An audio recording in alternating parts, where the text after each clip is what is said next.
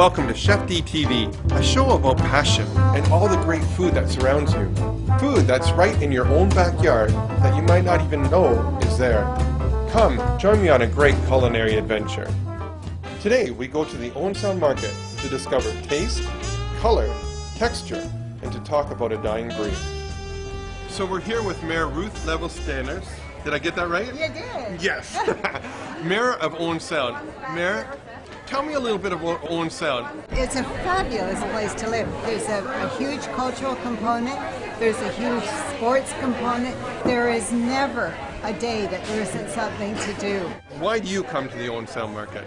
Well, I come for the food, basically, and we come every Saturday. We have a routine. We get our eggs, we get our chicken, we get our fish, we get our vegetables, and yeah, it's part of our life, and that's where we do a huge amount of our shopping. Hey Tommy, thanks for inviting us back to the market. It's an absolute fantastic day, Saturday before Thanksgiving. It doesn't get much better than this. The sun is actually coming out, and we haven't seen that for almost a week. No, this is great. No, thanks for coming, guys. This is Thanksgiving and Easter, the two biggest market weekends. It's a big foodie weekend. People are home and they're buying lots of food. It's a time to come to a market. How did you get involved with the Owen Sound Market? I was hired because of my fashion sense. And no, I used to have a pasta booth. I sold fresh pasta and Italian snacks. And I now do this. This is my 10th year here. We're just really fortunate. We're an established market. There's been a market in Owen Sound for 150 years. It's been here since 1936. We do have a 75% rule. You have to make or grow, and that's to keep the local stuff. However, because we're year-round, we have what's called a non-traditional vendors for, which, like our bookseller. What we have done is implemented, if you look around later, you may see some of the tags say local people, local product. Exactly. And that was to help with the customers, that if you see that tag, that is a local person and local product. Only at the Owen Sound Market can you get sweet beets like this, produced by Lockhart Nursery, Chatsworth, Ontario. When you're out looking for produce and that, this is where you're going to get the flavor. These are the greens that you're going to get, you're going to buy, that you're going to bite into, and it's going to be, wow, there's some bitterness there. We're harvesting it the day before you get it. Exactly. And it's not traveling very far at all, and that makes a big difference.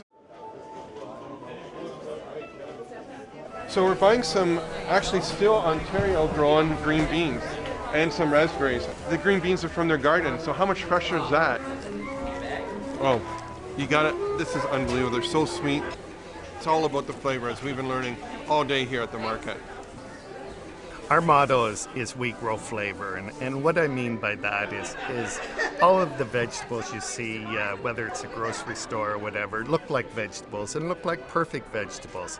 But we want to grow a vegetable that, first of all, looks good, but is incredible flavor, and that's what we're trying to do. What got you into farming? I love food, and That's great. Yeah, and I wanted to just learn what I needed to learn in order to grow it. I did a 1-year apprenticeship, and then loved it so much I kept going. So now, what's the Saugeen River CSA? We're an 80-acre farm just north of Durham, and we grow about 6 acres of produce, and about 95% of it goes to people who buy shares for the whole season. So they pay a fixed price and get a weekly supply of produce. There's about 70 families through the summer months, and then 30 or 35 families through the winter months. I know approximately how many people I can supply, and so once I reach that number, I cut it off and start a waiting list. One of the things that is so big in our industry now, and grocery stores, I just finished reading all about grocery stores, is how they're going back to that so-called local produce, you know, and that 100-mile diet. Part of my fear is everybody talks about eating local, doing stuff. That's fabulous. But unless we create an infrastructure in which farming is viable, so that I'm 25, come out of Guelph with an agricultural thing, and I think, I want to own a farm.